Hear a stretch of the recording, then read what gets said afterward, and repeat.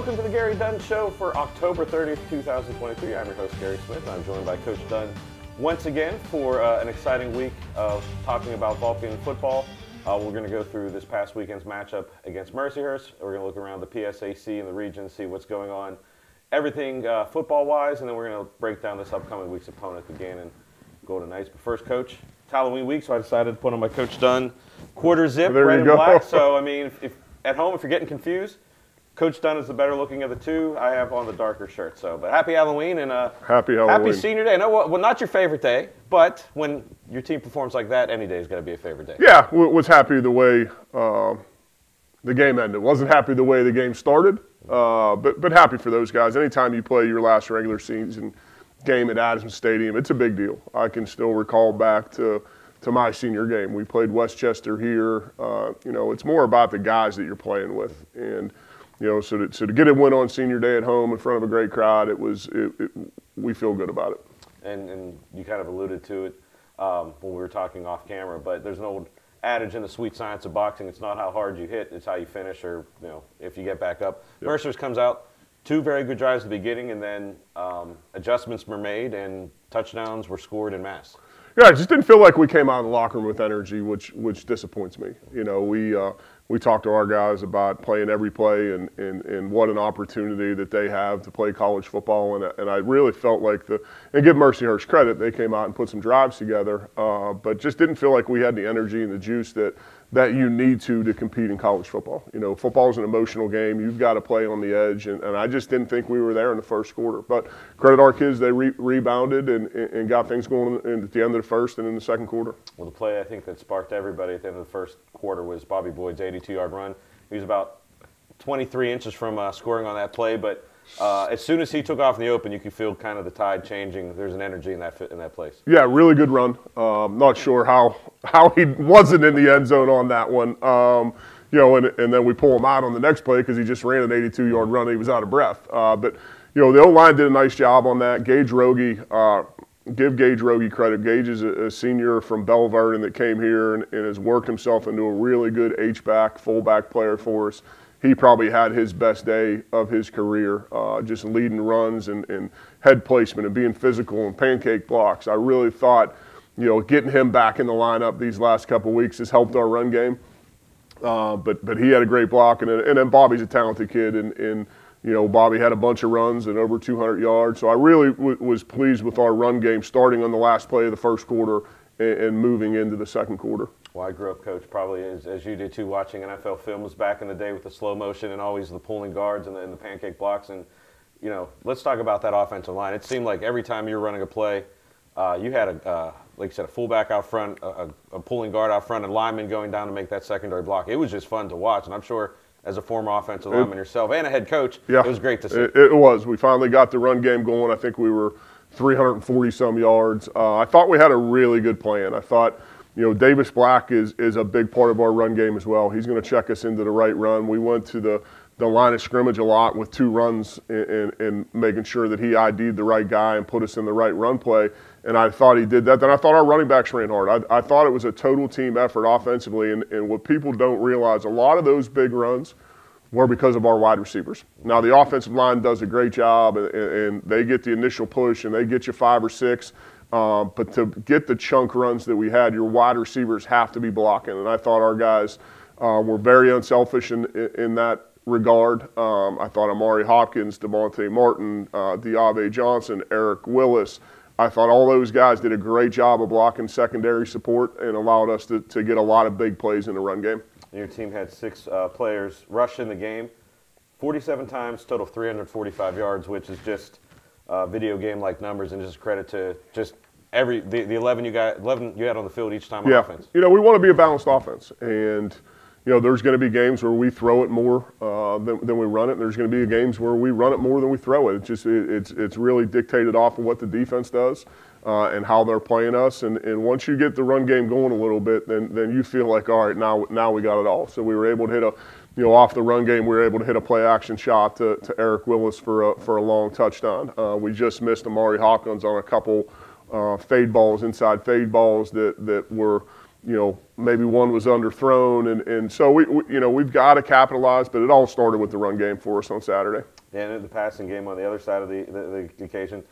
When you run that well, you don't have to pass a lot. Davis Black only 20 attempts in the game, but he had 184 yards and 3 touchdowns, and really, once again, it's almost like a broken record. He's making good decisions, and when he has to, he's getting out of the pocket, moving the chains, and just playing efficient. Really I thought he played a good game. There's one throw in that game where I got on him for throwing across his body when he got pressured a little bit. But I think the big thing was we didn't turn the ball over. We created turnovers. I'm sure we're going to flip to the defensive side of the ball and Matt Toby's audition for Troy Polamalu, I think. But we didn't turn the ball over, and we created turnovers. And when we can do that, then that's obviously a chance for us to have success. Yeah, and like you said, there's not much more we can talk about the offense, so we will flip over the defense. And after those first 2 drives, adjustments were made, and I mean, it was just a shutdown. Really, just we weren't doing what we were coached those first couple drives. Our eyes were bad, and we gave up a couple things that we shouldn't have. Now, credit Mercyhurst, they took advantage of it. But it was more what we were doing as opposed to the offense or the scheme that we were seeing. So, talk with the defense there in the second quarter about let's play with some emotion, let's fly to the football, let's do our job, and they started to do that. And when our guys play inside the scheme and do what they're coached to do, we tell them big plays are going to find you. If you're doing the right thing, the tackles, the TFLs, the sacks, the interceptions, they're going to find you because you're in the right position. When you don't do the right thing, that's when defensively, when there's a kink in that chain, that's when you see big plays, and that's what happened in the first quarter. But we got back to basics. Got back to playing assignment football. We got better with our eyes, and we had some success. Well, 5 tackles for loss for your team, 23 total yards lost, 2 sacks for 17 yards, and then 3 big interceptions. First, the Matt Toby one, as you said, it's funny because when the play happened, you'll see it in the highlights in a few minutes, ping-ponged around, kind of turned around at one point. It's pretty fun interception return for 34 yards, but our camera people, you can hear on the side, like, what? What is going? Where is he going? And then that's what I said over the headsets. I said, "What is he doing?" And once he broke it, one of the coaches said, "Scoring a touchdown." But that to me was Troy Polamalu. That's when he got an interception and back with the Steelers. He was trying to score, and Matt's a really, really physical kid. Probably one of the hardest workers we have in our program. He's a senior captain. He was the Michael Perry Team Captain Award because of how he prepares, how he plays, how much effort and energy he gives, and that was a total effort play. So I'm sure today at some point in the meeting he's going to be asking me to hand him the ball on offense at some point. But great effort by him, but also other guys throwing blocks on that deal. So and that kind of got us rolling. So he gets the pick 6. Okay, and then I think the very next possession, they're driving a little bit. We gave up a draw play out of our rover package. Dom Solomon gets a pick. Gets it across the midfield right before the end of the half. I think we ran 1 play or 2 plays before that, and then we had 5.6 seconds left. So okay, we're going to throw the Hail Mary and completed it, which was a great feeling going into the locker room because now we're up 28 going into the half. At halftime, I still wasn't happy though. We talked to our guys. We want to be a process-oriented program. We don't live in results. We live in the process. Our process was not pure in the first quarter. I didn't like the way we started. I didn't like our energy. I didn't like our spirit. Really nothing that I liked about it. So I talked to him about halftime. We don't play the scoreboard. So even though we were up 28 at halftime, I was still rather disappointed in the way we came out of the locker room because that's not who we want Vulcan football to be, and that's not what we want to put on tape for other teams to see. So we've got to get that corrected today. It'll be addressed in our team meeting we've got to start games faster. And but was happy with the way the second quarter went. Defense creating 3 turnovers, and really I think after we were down 13-0, I think we scored 58 straight points. So because we were doing the right things and our process was pure is why we were having success. Yeah. So 3 interceptions. We talked about Matt Toby and Dominic Solomon's interceptions.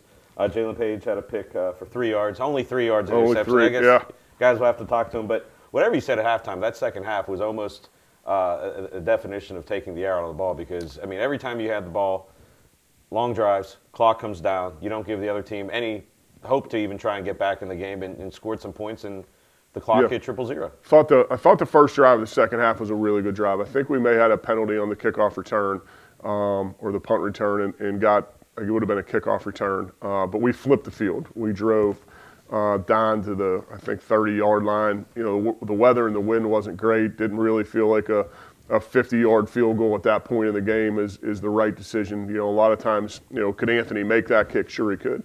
But when you're up 28 points in the third quarter, you know, we play to win games. And I'm not going to try a long field goal because if it ends up getting blocked and they return it for a touchdown, now they've got momentum on their side. So we punted it down inside the one.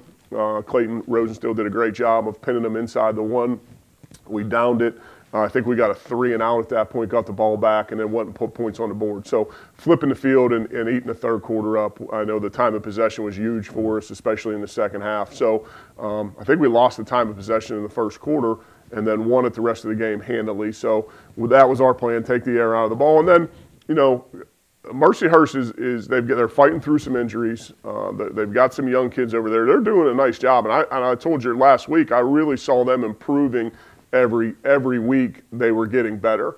And so in the fourth quarter, we were just, let's run the football and let's get out of here and take care of the ball. We were able to play a ton of young guys. The NCAA this year has a new rule. This is the first year ever that freshmen can play in up to 3 games and still redshirt. Before, in years past, if you played one play in one game, you couldn't redshirt. So we were able to play a lot of freshmen and a lot of kids who haven't gotten time in that fourth quarter got meaningful reps. Trey Freeman is a young man who's a redshirt freshman that because of some injuries, we moved from wide receiver to tailback. Not very often you see a tailback wearing number 83.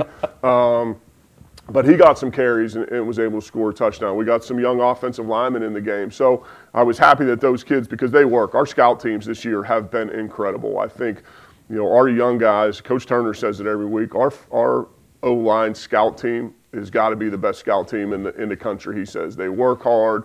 They're physical. They're nasty. They don't take a backseat to our defense. And really the same thing on defense. So really pleased with our scout guys, but really happy we were able to get a lot of those kids some reps. Well, there's nothing more we can say about this, so let's take a look at the highlights from this past week, the 58-19 win versus Mercyhurst on Senior Day. After the break, we'll break down this upcoming week's opponent, the Gannon Golden Knights. You're watching the Gary Dunn Show right here on CUTV. Black under center, handoff to McCann, and McCann breaks off a tackle and gets into the end zone for the Vulcan touchdown.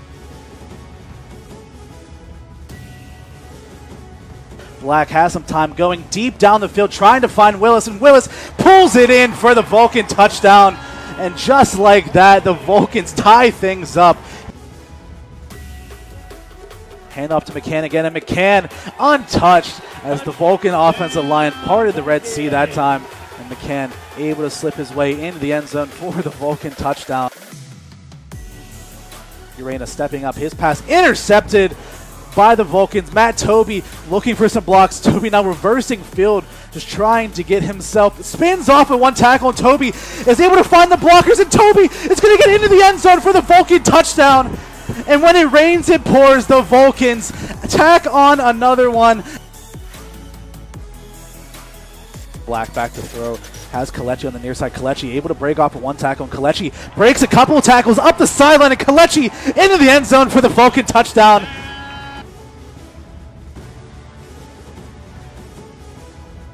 Rolling now to his right, just firing it for the end zone. Can anyone come up with it? The ball brought in for the touchdown. I mean, nothing you can say. D.A.V. Johnson jumps higher than the rest and brings that one in. Handoff to Boyd. Boyd bouncing it outside, and Boyd breaks a tackle into the end zone. And Bobby Boyd gets the spoils and finally gets his touchdown. Freeman gets the call, and Freeman fighting for it right around the goal line, and Freeman is going to push forward into the end zone for the Vulcan touchdown. That's T.J. Freeman, the carrier, and Freeman going crazy. First touchdown of the season for him.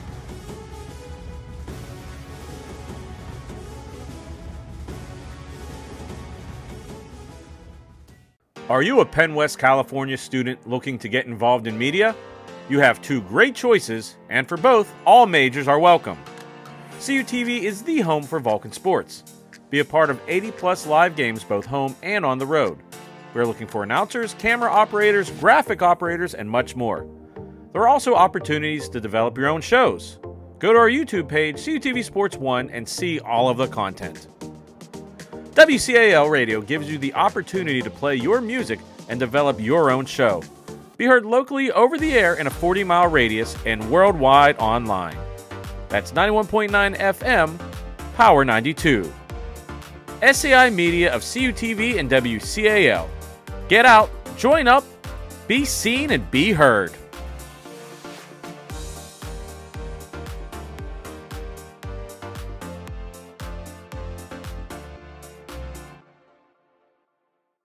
A new season of Vulcan football is set to begin September 9th versus Kutztown, September 16th versus Shepherd, September 23rd at Edinburgh, September 30th versus Clarion, October 7th at IUP, Homecoming October 14th versus Seton Hill, October 21st at Slippery Rock, October 28th versus Mercyhurst, November 4th at Gannon, November 11th at East Stroudsburg. All games available on CUTV Sports 1 and the PSAC Digital Network. Vulcan Volleyball is back, and you can have the best seat in the house. The Convocation Center will be rocking with 11 home games featuring some of the best teams in the region and the PSAC. All home games will be streamed live on CUTV Sports 1 and the PSAC Digital Network. Follow Cal Vulcans on all social media platforms for up-to-date schedules and information. Vulcan Volleyball and you, a winning combination.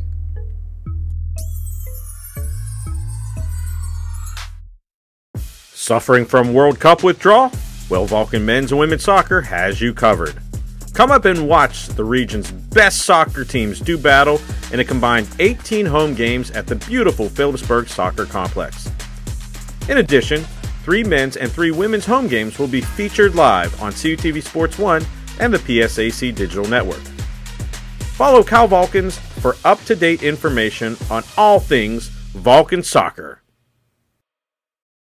Come on out to the Convocation Center and support men's and women's basketball for the 2023-2024 season. The Vulcans are looking to put the PSAC on notice this year after both teams are picked towards the top of the preseason conference rankings. There will be 13 men's games and 16 women's games at home. Follow calvulcans.com for any update. All games will be live on CUTV Sports 1 and the PSAC Network. Come out, our team's going to be very exciting. We have a lot of good players. I think we play the game the right way, very up-tempo. I think we're going to be able to score some points. I think our defense is going to be great. Our guys have great energy. Come to our games. I think once you get here, you'll really like what you see. I think it's exciting. These players put in a ton of time, a ton of effort to put out a good product on the floor. And like I said, I think it's super exciting, and you really want to come back. The PSAC Digital Network is on the cutting edge of live event production and streaming. Every season, the PSAC Digital Network features nearly 2,000 contests, over 1 million unique viewers, over 26 million minutes watching thrilling PSAC competition, including 22 PSAC championship tournaments and events. Since its beginning in the 2017-18 season, the PSAC Digital Network has continued to grow its viewership and improve its quality every year in order to capture exciting highlights, captivating moments, and the championship experience that only the PSAC can offer. All 18 PSAC member institutions have a completely cost-free online portal that makes tuning into your favorite team just one click away. Find it all on the web at PSACSportsDigitalNetwork.com.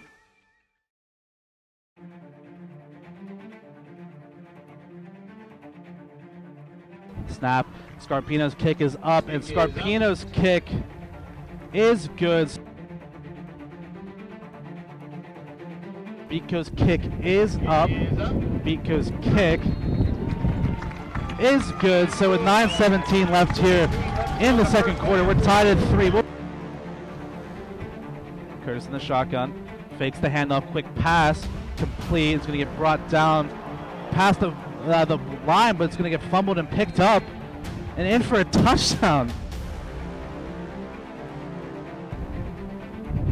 Rosen still gets that one blocked. Gannon was swarming to get the ball, kicking it all the way back, and it's getting recovered There's going to be a pile for it in the end zone, waiting to see who's going to come out on top of that. I think the Vulcans might have fell on this one, but I think it's going to go as a safety. Curtis gets the snap under some pressure. Pass towards the end zone. That pass is going to be caught for the touchdown. Tarrant with the hold. The kick is up. And the kick is good. Mitchell gets the snap. He's going to delay the handoff to McCann. McCann gets his way into the end zone for the touchdown. Mitchell looking, quick pass. That pass intercepted by Gannon Kennan. Bringing this one past midfield.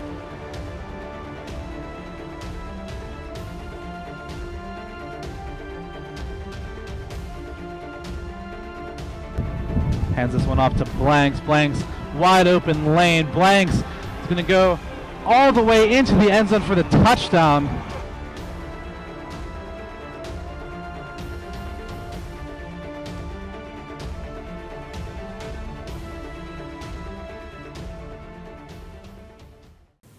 And welcome back to the Gary Dunn Show. You just saw the highlights from this past weekend's game against Mercyhurst and last year's action against Gannon and Coach. We're going to give you a break for a second as we take a look at everything that happened around the PSAC this past weekend. Crazy Saturday in the PSAC. A lot of games went down to the wire and some upsets. But we see on the scoreboards, California, we talked about 58-19 over Mercyhurst. Seton Hill at home, winning 2 in a row. They beat Edinburgh 38-28. Slippery Rock over Clarion 42-14. And then at IUP in a crazy finish, Gannon wins on a 51-yard field goal as time expires 16-15 to win there. And then over in the East, a couple upsets as well.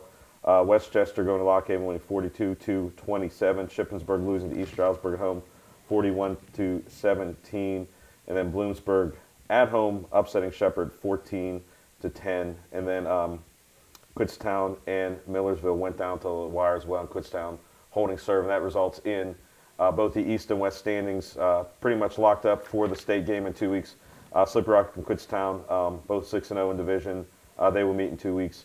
Cowan Gannon 5-1 in the West, and over in the East, East Stroudsburg 5-1 and Shippensburg. Shepherds, not Shippensburg and Shepherd. That would be a heck of a combination. They are 4-2 and 7-2. But Coach, as you're fond of saying, one-game season. And that one-game season this week, Gannon Golden Knights. Yeah. At Gannon, and their team that they started slow this year have ruled off a bunch of wins in a row. Absolutely. In the last 2 weeks, the Cardiac Kids of the PSAC 2 weeks ago, outlasting Mercyhurst at the end, and then last week, like I said, just a crazy win to a gut check time, 51-yard field goal. So, What have you seen on tape so far from Gannon? Really similar as far as Mercyhurst. They're getting better every week. They had a struggle early. I don't know if they had injuries or what it was. I think they lost their first 3 games, if I'm not mistaken, but then have ripped off win after win, and their only loss since the early season was to Slippery Rock, who they were beating 14-0 at one point. Went into the locker room. I think Slippery Rock completed a Hail Mary on the last play of the half to tie it up at halftime. They're playing really good football, and it all starts with their defense. I think they're giving up 115 yards rushing a game, maybe 185 yards passing game. They run a defense that a little bit different than most. They base out of a 3 down front. They'll play a 3-3 stack, and they'll have a rover safety, play 3 high safeties, and do a lot of rolling, a lot of confusion. But they are talented on defense, and for them, it all starts with that. It all starts with defense. They're going to stop the run, and then they're going to bring pressure at you at times. They're going to drop 8 at times. We're going to have to play our best football offensively of the year because they're one of the most talented defenses that we've seen so far. Flip it over on the offensive side of the ball, they're going to be a balanced operation. They've played 2 quarterbacks, both can run it. They've got a really nice tailback that had a big week against Indiana. They were chunking Indiana this week for runs. I mean, I'm watching a film yesterday, 8 yards, 10 yards, 12 yards, really chunking them for runs. Probably didn't throw the ball as well as they wanted to yesterday. I'm sure the weather on Saturday, I'm sure the weather had something to do with that. But balanced offense, they take care of the football, and they play good complementary football. They know where I believe they know where their strength is in their defense, and they're not going to take a ton of chances. But they do have some quality receivers they'll double move you on the outside, they'll double move you in the slot, and really throw the ball vertical at times off their run game. So we're going to have to play a lot better than we did this week to have a chance. Tough place to play. We've got to take care of our business on the road. And it is a road game this Saturday at downtown Erie, and it's probably the longest road trip you can take in the West so far. Yes. So this late in the season, what's the preparation like just to get the guys ready? Yeah, so we moved practice up a little bit today. We were early in the year. We go Monday nights because we spend more time in meetings. We're to the point now where we can make corrections a little bit quicker because we're not really installing as much as we were earlier in the year. So we'll meet today at 2. We'll practice at 4. We've kind of, like I said last week, we've kind of started to cut practice back a little bit. I talked to our team about the volume of reps and plays is going to go down, so our mental preparation has to go up. Going to talk to them about it again today. Not sure if it had something to do with our start, but you just can't continue week 12, week 13 to be out there, counting preseason camp, banging and banging and banging. So we're going to cut the time back a little bit, try and get them off their feet a little bit, but we've got to be really, really sharp mentally to be able to do that.